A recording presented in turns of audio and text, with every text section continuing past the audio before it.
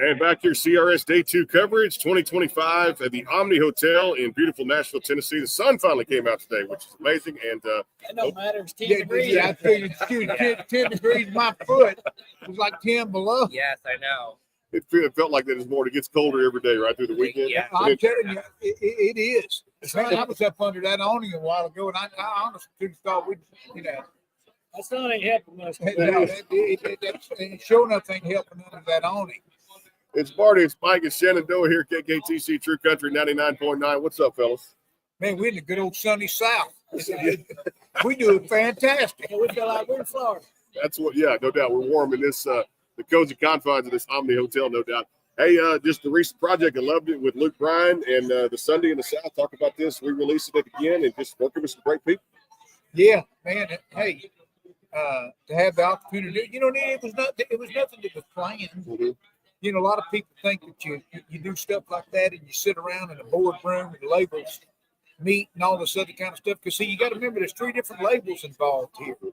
And, and they're like lawyers. Anytime labels get involved, it's better if the artists just do what they want to do and just tell the label, look, this is what we're doing. Because that's what happened here. And it went off without a hitch. We went in there and we done it. It was done quick.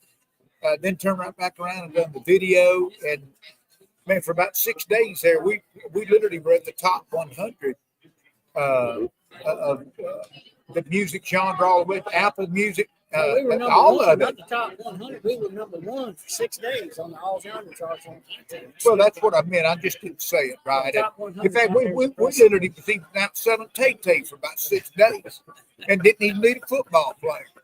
We started getting, before we cut that song, we started probably, for about a year and a half, people would send us videos of those guys doing Sunday in the South in their concerts.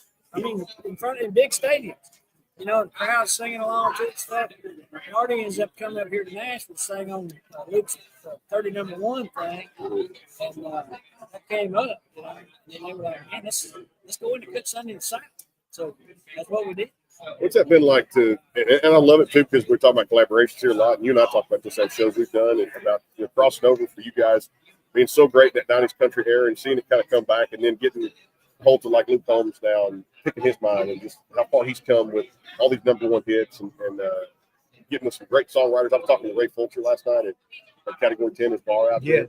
And Ray co-writing one of his number 1 hits. And for you guys to just maintain this for well over 30 years now and keep doing this, entertaining fans, but also getting a chance to share your music now with the new artists. Well, somebody reminded me of this a couple of years ago. We were doing an album, and we called it Every Road.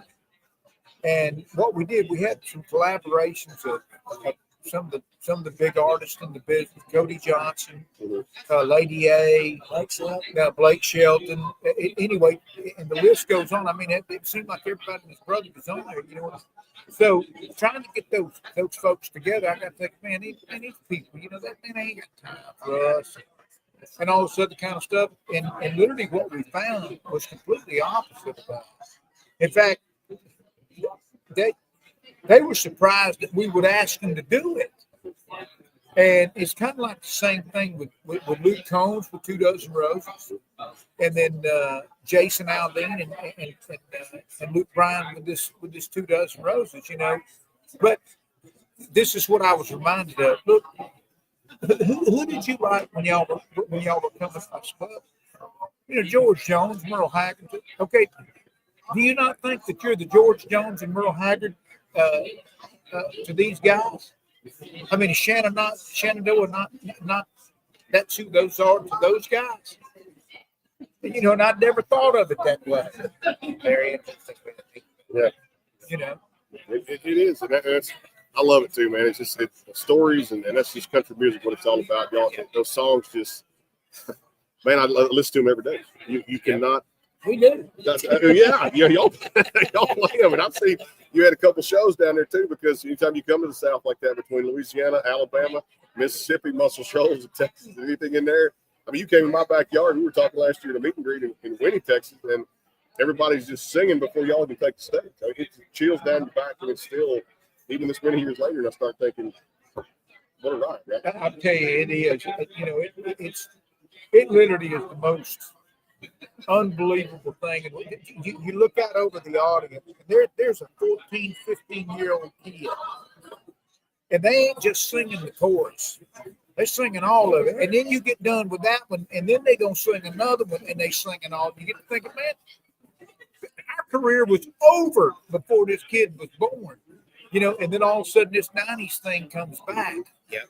And I'm going to say this, and whether anybody goes along with it or not, it's been proven that this is a fact. One of the, and I'll say one of the best things, I don't know if that was too much, but one of the best things that happened during COVID was everybody started getting out and they started getting on the search engine. They started running down music and they started finding stuff. They started finding acts that they liked. And before you know it, man, we were getting TikToks of Shenandoah songs. And then all of a sudden we started, man, it's unbelievable how many TikToks we were getting, about 24 roses. You know, had this gal would say, you know, I'll tell you what, you know, if it thing treat me right, but you know, the one thing you did, if I had to. There was a bunch of folks that were saying, it's never, I'm sorry. It's always, if I had, and like, there was, I mean, scores and scores and scores of people doing the same little skit. You know, it's never, I'm sorry. It's always, if I had. It's crazy. Social media, well, I tell you what. We could have never imagined back in the day. I got my daughter doing it. She's always church on Cumberland, bro. And she's 35 this year. You got to meet her at Winnie too. Yeah, unbelievable. She loves it. You know, and that's, you know, that's another one too. And you like moved over Georgia, and next to me, and you know. I know this sounds braggadocious, and you know, so you know I don't mean it that way. But you know, that really means something. You know, when people tell you what those songs mean to them, because you know they'll tell you, man, y'all let me literally relive the early part of my life, man. I used to get, my mom and daddy used to drive me to school. I used to, you know, go here and there, and mom and dad would drive me here and there, and such and such. You know, my mom picked me up at school, and man, she was playing, and she had a cassette of The Road Not Taken or the Extra Mile record that we did. And man, I've heard those songs and heard those songs and heard those songs. And man, I grew up on y'all's music. And then, you know, here they are, some, you know, 47, 48, you know, 49 years old, and they're at the show, and, you know, they're telling you, you know, what a big fan that they were back in the day, and it's very humbling. It still is. It always has been, and I reckon it always will be. Couldn't agree more. Like I said, it's just awesome out there too. Hey, love seeing you guys always. Always a pleasure to catch up, and you know where to find me. You know where to find me, right? I got you, bro. Marty Raven, Mike McGuire, Shenandoah against CRS Day 2 rolls on here. More to come here at the Omni Hotel again. Brandon Morrill, Caden Gordon, KKTC, True Country 99.9, and out there, the Sports Guys Podcast.com. We'll be back for more. Stay tuned.